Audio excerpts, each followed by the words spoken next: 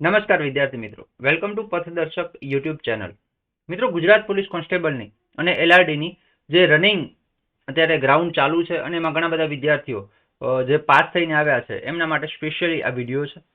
તો સૌથી પહેલા જો તમે ચેનલની અંદર નવા છો તો ચેનલને સબસ્ક્રાઇબ કરી દો અને સબસ્ક્રાઇબ કર્યા બાદ બાજુમાં આપેલું જે બેલનું આઇકન છે એના ઉપર પ્રેસ અવશ્ય કરી દો.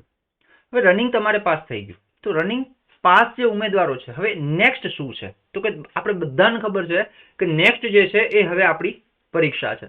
ઓકે, તો હવે એની અંદર પણ જે છે પ્રિપેરેશનની શરૂઆત ક્યાંથી કરી શકાય એની આપણે ચર્ચા કરીશું. ઓકે, અને અભ્યાસક્રમને પહેલો તો તમારે સમજવાનો છે, કઈ કઈ બાબતોનું તમારે ધ્યાન રાખવાનું છે. ઓકે, એ તમામ બાબતોની આપણે ચર્ચા કરવાના છીએ. ઓકે, તો શું તમે રનિંગ પાસ થઈ ગયા છો? જો તમે રનિંગ પાસ થઈ ગયા છો તો તમારા માટે જ સ્પેશિયલ આ વિડીયો છે. ઓકે, અને જે રનિંગમાં ફેલ થયા છે તો એમને પણ ટેન્શનની જરૂર નથી, કારણ કે આપણે નેક્સ્ટ એક વિડીયો પણ એના ઉપર પણ બનાવવાના છે, કારણ કે કોન્સ્ટેબલ સિવાયની પણ અને ઘણી બધી ભરતીઓ છે આવવાની જ છે. ઓકે, એટલે એમાં કાંઈ લાંબુ ટેન્શન લેવાની જરૂરિયાત નથી.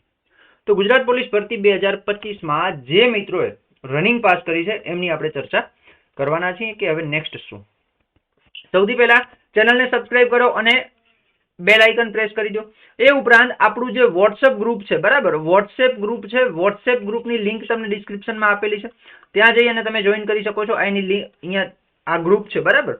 આ ગ્રુપ સ્પેશિયલ પીએસઆઈ અને એલઆરડી માટે જ બનાવેલું છે. ઓકે, તો જોડાઈ જજો.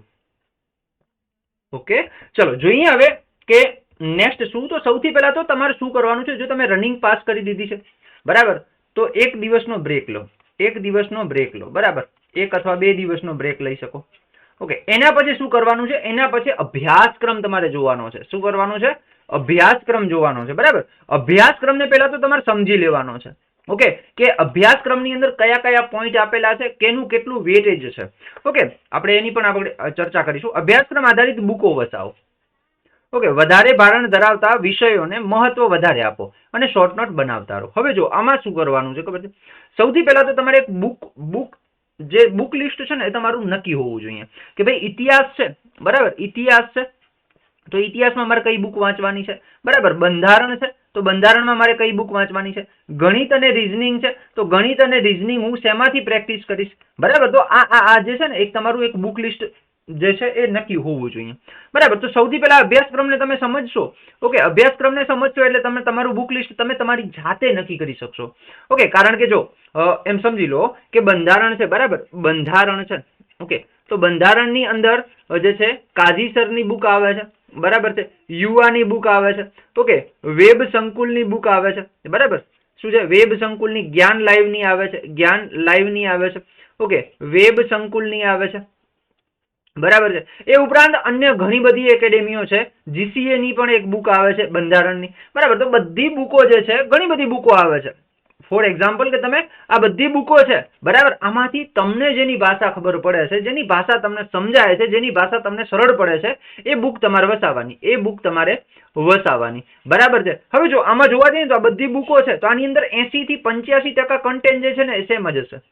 80 થી 85% કોન્ટેન્ટ જે છે એ સેમ જ હશે. એટલે એવું નહીં કે ભાઈ આની બુક સારી છે ને આની બુક સારી છે, નહીં. જેની તમને ભાષા ખબર પડે એ જે છે એ તમે વસાવી શકો છો, બરાબર. મારા અનુભવ મુજબ ક્લાસ 3 પીએસઆઈ અને કોન્સ્ટેબલ માટે કાઝીસરનું બંધારણ સારું છે, મારા મત મુજબ, બરાબર. મને આ સારું લાગે છે.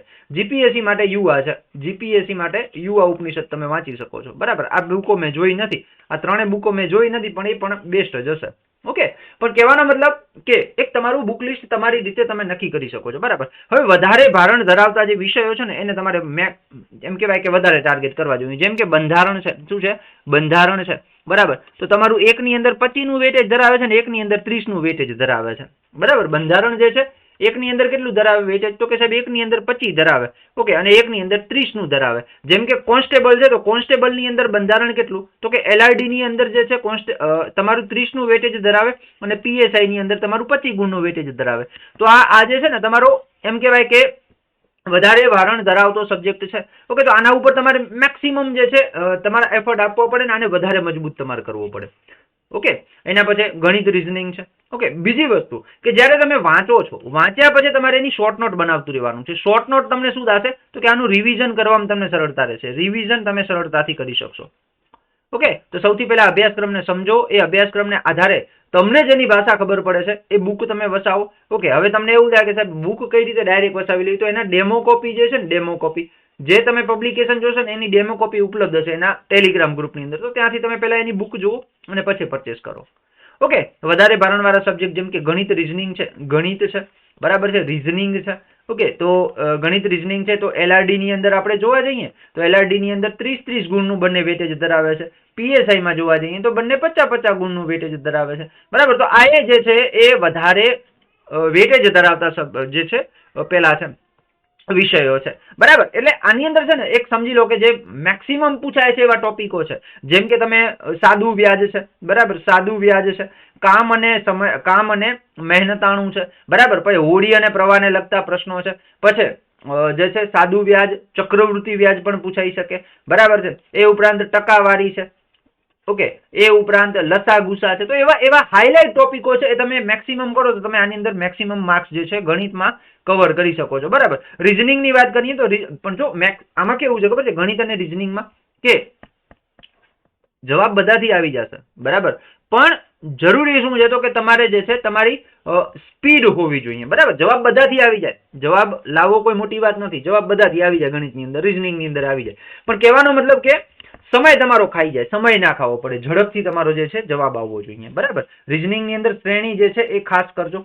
બરાબર છે, કોડિંગ ડીકોડિંગ છે, તો એ ઘણા બધા એવા છે, કેલેન્ડરને લગતા પ્રશ્નો છે, ઘડિયાળને લગતા પ્રશ્નો છે, તો એ તમે કરશો તો તમે મેક્સિમમ માર્ક્સ જે છે એ કવર કરી શકશો. બરાબર, હવે એના વિશે જો તમારી કોમેન્ટ હશે તો ગણિત અને રીઝનિંગમાં કયા ટોપિકો કરી શકાય એના માટેનો આપણે એક સ્પેશિયલ વિડીયો બનાવશું કે જે તમને પીએસઆઈ અને કોન્સ્ટેબલ બંનેમાં ઉપયોગી થાય. ઓકે, તો આ માહિતી હતી જે તમારા સુધી શેર કરી છે. જો માહિતી તમને સારી લાગી હોય, હેલ્પફુલ થઈ તો તમારા મિત્રોને અવશ્ય શેર કરજો. મળીએ આવી અવનવી માહિતી સાથે નેક્સ્ટ વિડીયો ક્લાસની અંદર. ત્યાં સુધી જય હિન્દ એન્ડ જય ભારત.